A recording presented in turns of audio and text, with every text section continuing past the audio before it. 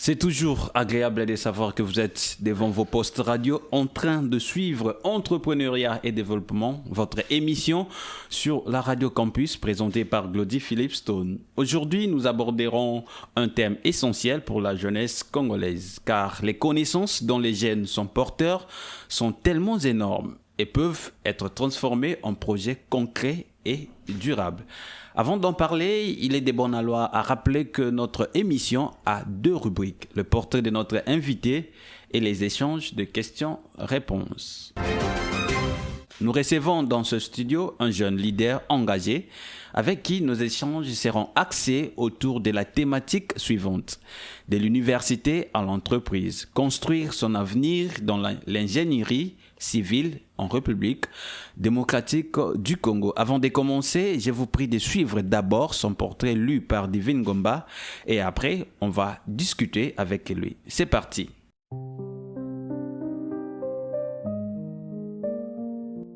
Portrait du jour.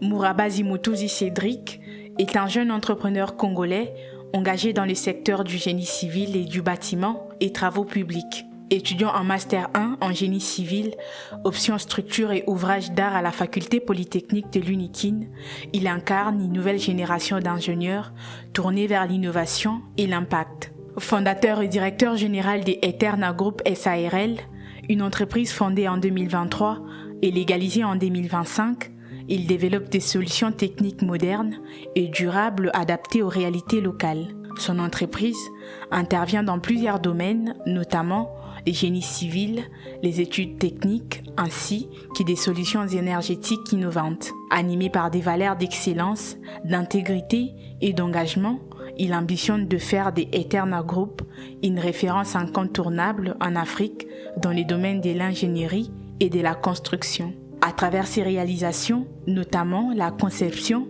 et l'exécution d'une villa moderne à Mongafula, il démontre sa capacité à allier savoir académique et expertise terrain. Son parcours illustre parfaitement les thèmes de cette émission, passer de l'université à l'entreprise et bâtir un avenir solide dans l'ingénierie civile en République démocratique du Congo. Lesquels 2 thèmes, il vient nous le partager dans Entrepreneuriat et Développement, présenté par Glody Philippe.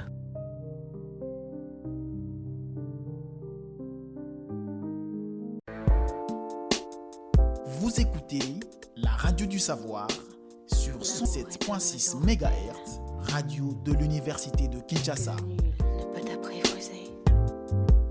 Madame, Monsieur, les décors est planté. Nous débutons les échanges avec notre invité, Monsieur Mourabazi. Bonjour. Bonjour, Monsieur Stone. Bienvenue dans notre studio. Merci beaucoup. Quelles sont vos impressions d'être ici? Je suis trop ravi d'être invité dans cette émission. Ok. Vraiment, je suis ravi. Vous êtes ravi. Alors, pourquoi vous avez choisi d'entreprendre dans le génie civil? Notre pays est trop grand. Okay. Et si on voit les défis à relever à ce qui concerne la construction, sont trop grands aussi. Alors, il faut qu'il y ait plus d'ingénieurs pour qu'un pays soit développé. Parce que quand il n'y a pas d'ingénieurs dans un pays, c'est difficile que le pays puisse avancer. Vous avez parlé de défis. Le pays a beaucoup de défis. Lesquels? Si on regarde les pays développés actuellement, ils ont au moins 4 à 6 ingénieurs pour 1000 habitants.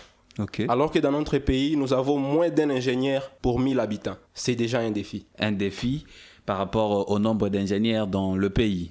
Oui. Et ce n'est pas seulement par rapport au nombre d'ingénieurs, mais aussi la qualité des ingénieurs que le pays met sur le marché. Exactement. Alors, comment s'est fait le passage de l'université à la création de votre entreprise? L'idée m'était venue dans ce que je viens de parler. Le pays a besoin d'ingénieurs, mais aussi les ingénieurs qui sont formés. Mais s'il faut aussi parler de l'entrepreneuriat, pourquoi j'ai créé l'entreprise? C'est parce qu'on se rend compte que ce sont seulement les étrangers qui entreprennent dans le domaine des génies civils ici en République démocratique du Congo. Et les jeunes qui essayent de le faire, ils ont beaucoup de problèmes, mais moi je me suis dit que je dois essayer, afin que je puisse résoudre les problèmes de la société. Parlez-nous un peu de génie civil dans votre faculté de Polytechnique. Notre faculté de Polytechnique organise le département de génie civil dès la 2e licence En master, il y a 3 orientations, qui est la structure ouvrage d'art, ainsi que l'hydraulique et constructions hydrauliques. C'est ce que d'ailleurs vous faites. Moi, je fais les structures ouvrage d'art. Oui, c'est ce que je disais. Alors, dans quoi œuvre votre entreprise Eterna Group Sarl? Parlez-nous un peu de cette entreprise. Notre entreprise œuvre dans les génies civils et les BTP, mais aussi dans l'ingénierie. Actuellement, nous sommes focalisés dans les études en génie civil, parce que pour aller dans l'ingénierie, il faut... Quand je parle de l'ingénierie, je vois l'industrie. Okay. Il faut vraiment avoir une très bonne logistique et des matériels, ce qui demande un très grand coût. À quand vous avez mis en place votre entreprise? Notre entreprise a été mise en place en 2023, si vous avez le temps de lire les profils que je vous ai envoyés. Oui. Mais elle a été légalisée en 2025. En 2025. Donc, vous n'avez une année d'expérience. En termes d'expérience, nous avons 3 ans. 3 ans. Mais nous sommes légalisés, ça fait 1 année. Ça fait 1 année depuis que vous êtes légalisé. Alors, qu'est-ce qui distingue votre entreprise des autres? Ce qui distingue notre entreprise des autres est que notre entreprise est dans les milieux académiques ou milieux universitaires. Ça essaie d'aider les jeunes élèves ingénieurs à voir ce qui se trouve sur terrain avant même d'entrer sur terrain. Comment ça? Vous êtes élève ingénieur, vous apprenez des choses, mais vous ne connaissez pas comment ça se passe. Ouais. Notre entreprise aide à faire cette transition-là. On prend des jeunes ingénieurs qui ne connaissent pas encore les terrains, on les appelle, on ne les forme pas parce que l'université est déjà là pour les former. Mais on fait une immersion pour qu'ils comprennent réellement ce qui se passe. Okay. Et à la fin, quand ils auront à travailler plus tard, qu'ils ne puissent plus avoir des problèmes. Donc, vous les aidez à concilier la théorie apprise dans des salles à la pratique directement. En quelque sorte. Est-ce que vous avez de partenariat entre votre entreprise et l'université? Actuellement, il n'y a pas de partenariat entre notre entreprise et l'université, mais nous sommes ouverts pour tout partenariat. Est-ce que vous avez mené des démarches pour avoir ce partenariat? Oui, j'ai déjà demandé l'audience, mais malheureusement, je n'ai pas eu encore de réponse. Malheureusement, vous n'avez pas encore eu des réponses. Alors, sentez-vous préparé à embrasser le monde professionnel en faisant la polytechnique? Parce que vous êtes encore étudiant en Master 1. Et est-ce que vous sentez préparé à embrasser la vie professionnelle? En étant directeur de Eterna Group actuellement, je me sens déjà préparé parce que je suis déjà dans le monde professionnel. Vous êtes déjà dans le monde. Est-ce que vous pensez aussi travailler en dehors de votre propre entreprise? En dehors de ma propre entreprise, actuellement, je peux dire oui et non. Oui, pourquoi et non? Oui, pourquoi? Parce que l'entreprise n'a pas tout ce qu'il faut. Et pour avoir tout ce qu'il faut, il faut que je puisse chercher des financements à l'extérieur. Et ces financements ne vont pas venir comme des dons. Je dois travailler pour les avoir. Et non, pourquoi? Non, parce que je dois aussi me concentrer sur l'entreprise pour que ça puisse évoluer. S'il y a des financements qui viennent pour que je puisse développer l'entreprise, je peux me concentrer nécessairement ou seulement sur l'entreprise. En regardant votre faculté, est-ce que vous pensez que la formation académique en RDC a-t-elle des limites selon vous? Si je regarde ma faculté polytechnique, je ne peux pas juger en disant que la formation a des limites. Nous sommes bien formés. Vous êtes bien formés. Cela voudrait dire que tout ce qui se passe sur le terrain, vous l'apprenez aussi sur le plan pratique dans votre faculté? À 90%. À 90%. Alors, est-il facile d'entreprendre dans le BTP en République démocratique du Congo aujourd'hui?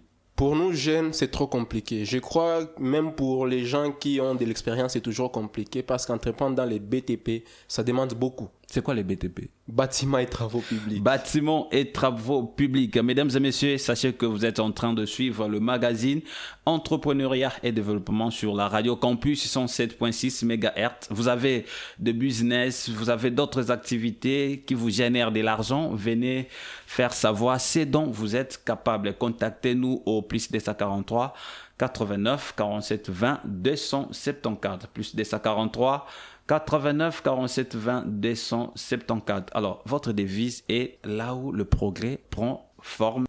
Qu'est-ce que signifie-t-elle? Ok, comment je peux expliquer cela? Pour que vous puissiez évoluer dans votre vie, il vous faut quelque part où vous vivez. Okay. Et pour avoir quelque part où vous vivez, il faut de l'argent. Et l'argent ne suffit pas. Il faut aussi une expertise. L'expertise technique d'abord, c'est Eterna Group. Vous allez faire Eterna Group pour qu'ils puissent évaluer les faisabilités de vos projets. Et une fois que vous allez avoir là où vous allez vivre, vous êtes prêt pour progresser. C'est pourquoi nous disons c'est là où le progrès prend forme. C'est vraiment intéressant. Alors vous pensez que Eterna a contribué au développement en RDC? Oui. En quoi faisant? Quand j'avais dit qu'on aide les jeunes à emboîter la vie professionnelle. C'est déjà contribuer au développement de la RDC. Exactement.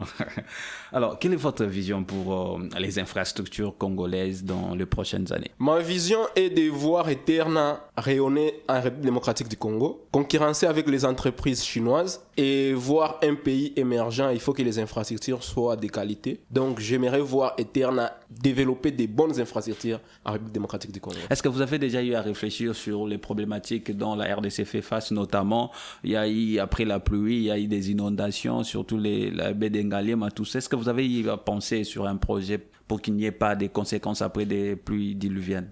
Tout élève ingénieur civil pense à ça. Et vous, quelle était votre lecture? Ma lecture est que actuellement, la ville de Kinshasa fait face à beaucoup de défis en termes d'inondations, mais aussi en termes d'immondices. Parce que souvent, les inondations ne sont pas seulement dues aux pluies. C'est dû aussi aux mentalités des nombreux Quinois qui jettent tout ça et là en cours de route. C'est vraiment ça le problème. Si on peut changer les mentalités des Quinois, ça peut aider à ce qu'on puisse éviter certains problèmes. On a lu votre projet de ville résidentielle à Mongafula. C'est quoi? C'était pas des villes, mais c'était des villas. Oui, des villas, là, je dis. Oui, on a eu à exécuter un villa à Mongafula.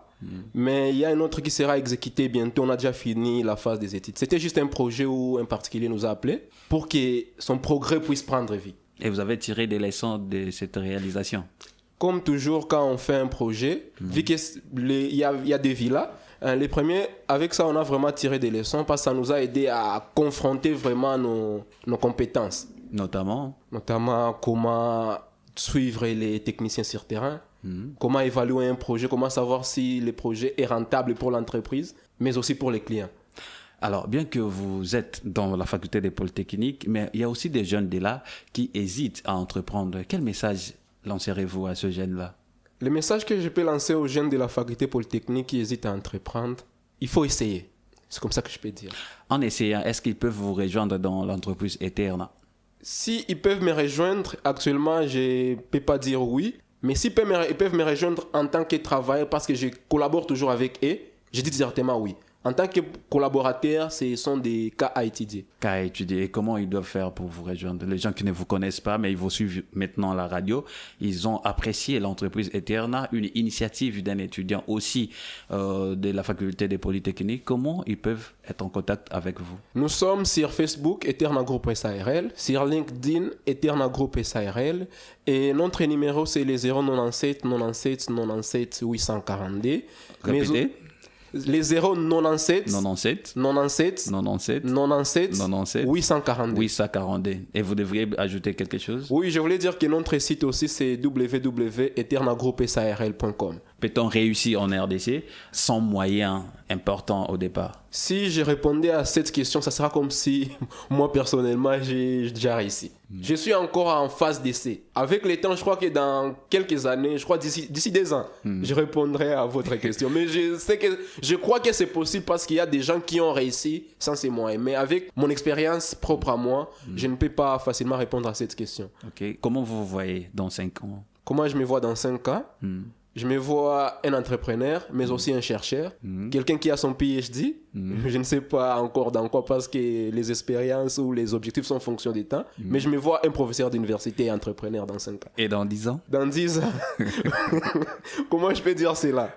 Je me vois un CEO parce que maintenant là je suis encore un DG. Je me vois un CEO avec une entreprise trop grande, des catégories A dans les BTP, mais toujours chercheur parce que pour développer le pays, il faut qu'on fasse des recherches. Cette émission est finie. Qu'est-ce que vous devriez dire vous n'avez pas pu? Ce que je peux dire que je n'ai pas pu, nous voulons juste avoir des partenariats avec notre université. Il y a beaucoup de projets qui se font. L'université doit penser à l'expertise locale, si on peut dire ça comme ça.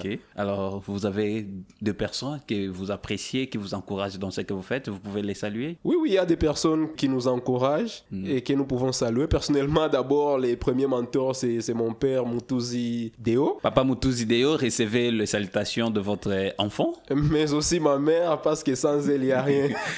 La maman s'appelle comment?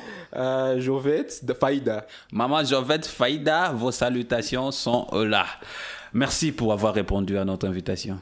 Merci beaucoup, monsieur Stone. Madame, Monsieur, nous bouclons ce thème titré de l'université en l'entreprise, construire son avenir dans l'ingénierie civile en République démocratique du Congo. Merci à vous, chers auditeurs, pour votre fidélité.